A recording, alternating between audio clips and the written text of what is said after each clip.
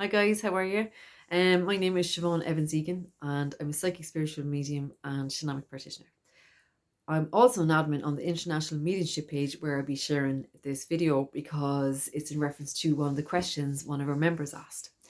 So every so often we'll put out if there's any questions to be asked or any topics that they want to discuss regarding their psychic, medium, tarot and healing development. And Lisa, one of the ladies, she asked a question about um as a medium, and she's in early development. She's asking that she always seems to attract the same type of soul, same type of spirit. Um Bubbly personality like herself, very similar to her, very similar life stories also to her, but more similar personalities. And she's asking, are we only going to attract certain vibes in personality? Are we going to attract the same as ourselves? Or in a sense, do we block that because we're only drawn to people like ourselves? And I think it's a brilliant question, and I am going to answer it through my only way, and that's through my own experiences. I don't have all the answers to everything. It's just what I've experienced, and maybe it might help shine light on in some way, shape, or form. And if anyone else has any comments on their experiences with it, please comment below and let us know your side of things. Excuse me. So let's start with that, our personality types. So if you think of a room full of people, if you walk into a room full of strangers, you are going to seek out, aren't you? And other people you're going to be kind of nearly walking, looking. Is there someone that I can connect with? Someone that I, draw eye to eye, or feel drawn to? And I do feel that's quite similar in spirit world, in a sense of who feel drawn to work with us, but who were only open to receive also. With our personality types, I know for myself when I first began developing my mediumship, which was probably 2004, I can't really remember. Anyway, when I done this, I noticed over the years that the people that I connected with were always sad at first. It was like I connected with souls whose experience on this earth were maybe one of personal struggle, or maybe they cross themselves over. And I was always kind of curious to why am I only getting these type of people? And I remember a beautiful healer, Katerina, said to me, it's because you understand them, it's because you don't judge them, and it's because they feel drawn to your softness, to your kindness, to your nurture, because they know that you're not going to judge them. And it made perfect sense because of my own life experiences. I did understand them, I did get it. And if they were in living form, we'd chat all day. I'd be drawn to that type of person and they'd be drawn to me. So absolutely, it has everything got to do with what we're open to in our personality. Um, then you have people going, I don't want to attract bad spirits. Okay, so this is where we have to differentiate the difference between a bad spirit. Okay, as in someone who made bad life choices, who maybe took someone's life, um, maybe dealt drugs, maybe he was a drug dealer, a gangster, whatever particular way. They lived their life harming themselves and others. But does that make them a bad person or a bad spirit, or do they just make bad life choices? So it depends on the core of that person's quality of their soul. Like if you have someone like Hitler, and that no one wants to get into Hitler because we see it as evil. Okay, so there's evil as we see as evil spirits, rotten to the core spirits and things like that. But then when we hear people going, oh, I don't want to connect with bad spirits, really, really ask yourself on what that means. Because there are people, families, parents who have raised children with all the love they have in them, but their children has made bad life choices and have took the wrong paths. That does not mean they're evil or bad spirits. It just means that they made bad life choices. So are you open to receive that information for them? Or are you going to close that down? So really it's about asking yourself, am I open to new experiences? Am I open? Am I non-judgmental? Is my belief system, okay, say you're homophobic, okay, completely against gay people, is a person who live their life here as a gay man or gay woman, are they going to be able to blend with you? Probably not, because you will resist them and completely not want to experience or feel that. So really do ask yourself, as a medium, are you open to different types of personalities? Are you open to different types of experiences, life experiences? Um, to be non-judgmental, because what happens there is we are closing down a part of ourselves. We are only of service for certain people and certain types of people. Now, Lisa, I'm not saying that that's what you're doing. This is just a really good way to bring out this question, because I know in your core you're an amazing woman and anyone could walk through that door and you'd make them feel welcome. But we fear who we're going to be drawn to. I remember also doing a mentorship program about 6 years ago. And when I started, the mentor guy said, I want no grandmothers, no one's to bring through grandmothers. And I thought, that's a bit crappy. How can you tell us what to do there? Because you tell us in mediumship training, we cannot choose who we bring forward. They choose. And they choose who's going to come true for the family member. We don't get to choose that. So I'm kind of going, how can I tell a grandmother, go away? If it's a grandmother who wants to come true.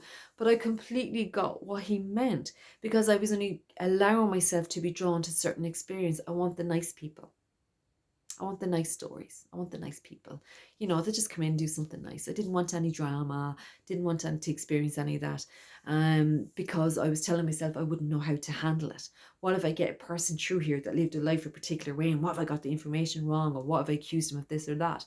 So there's a lot of fears that come up around expressing and allowing yourself to have different experiences with different personalities in the spirit world and different life choices. So stopping the granny part was really hard for me, but it was really, really good also, because it opened my mind up to where I'm resisting and blocking. When I first began my shamanic practitioner course, there was certain topics that I, as a medium, we are trained in to not to tolerate or not to entertain. And one of them would be, okay, there's no such thing as attached spirits, no such thing as earthbound spirits, no need for rescuing people, rescuing spirits and things like that. And I said to the teacher, oh, that's okay. I'll just take some parts and I'll leave the rest behind. And he went, you can't do that. You can't, as a shamanic healer, choose which aspects is okay and which isn't. You have to be open to do all as a shamanic healer and a shamanic practitioner. And I had to be willing to let go of certain belief systems that were put in place in order for me to focus on my mediumship. And I think that's a lot of things that comes up as well, is the conflict between a healer and mediumship, because we are all healers. We just choose a different expression to express that, and whether that's through mediumship, through Reiki, through whatever form that is. So it's important that we are open to all aspects. So as I said, please ask yourself, when you say I don't want to connect with bad spirits, what do you mean? And ask yourself that. I don't want, there's particular, and this happens if a grandfather or a father or a brother or whatever in spirit world comes towards you to blend with your energy and soul to soul. And maybe I'm softer and kind, but their energy is a little bit more harsher, a little bit more. When they were here, they were quite mean, maybe as a dad. And as mediums beginning their development, I didn't want to touch off that. I didn't want to get the mean dad. I wanted the nice dad. But that's not fair, is it? Because basically, I am telling spirit world, only certain people around this queue I won't be open to express or to work with any other type. So we are shutting that part down. We are blocking the healing taking place, in a sense. So please do ask yourself about that. Ask yourself, in my mediumship, am I stuck in a cycle? Am I stuck in only attracting certain types of spirits, or am I really open to all aspects, different types of experiences and different types of personalities? I just thought it was a really good question. So of course we are going to attract and vibe, but I think more so that could be with our recipients. We're going to attract those people that we can only help with. We're going to attract people that we can get on with and work with, and we are going to have challenges, of course we are, but in a soul to soul experience with a soul who's coming to connect with you, as I said, they might have made really bad life choices, but the qualities of their soul could be bubbly, could be kind, could be generous, could be all these things, but they did not get to express that fully here. So are you able as a medium to work past those first initials, kind of the blending, the difference of the personalities? Are you able to do that? So I feel it's important that we are able to do that. It's really important. It's just something's popping into my mind of, like, say we had a bad experience in our own lives, sexual abuse and things like that, and you're given a reading to a recipient and their member of their family is coming through who had abused them. Are you going to be able to be a clear channel? Are you going to be able to be the medium to filter out your own crap to the side, to be able to give a clear and loving and healing reading? These are things that are asked of us as mediums. So ask yourself, do you stop as a medium?